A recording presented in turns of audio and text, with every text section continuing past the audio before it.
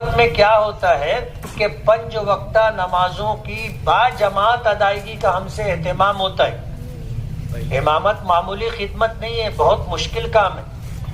میں کئی مرتبہ سنا چکا، ایک مصلی تھا مجھ سے کہنے لگا کہ آپ امامت کرتے اور تنخواہ لیتے،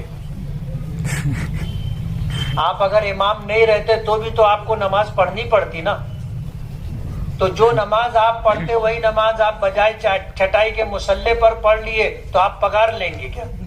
میں نے کہا نہیں، بات ایسی نہیں ہے، سمجھ کا فرق ہے۔ بولو ایک کام کرو۔ بولے کیا؟ میں نے کہا تم مہینے بھر 5 وقت کی نماز ہمارے مؤذن صاحب کے بازو میں پہلی صف میں پڑھو، جو پگار ملے گی وہ تم لے لینا، جو تنخواہ ملے گی وہ تم لے لینا۔ اب گفتگو کے بعد پہلی نماز میں وہ تھا مؤذن کے بازو، میں بھی اس کو ایسے گھوم کے دیکھا۔ دوسری نماز میں 2-4 لوگوں کے بعد تھا، میں اس کو دیکھا نا تو وہ سر اٹھا ہی نہیں رہا تھا نیچے سے۔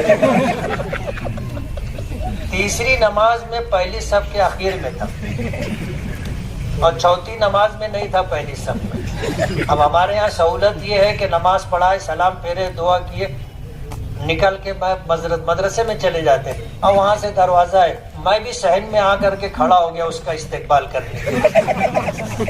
وہ آیا، بولے بہت مشکل کام ہے مفتی صاحب، میں گولڈن نگر میں رہوں، یا ایسا ہی موقع معلوم پڑا، میں بھاگت آؤ، پہلی سب بھر گئی۔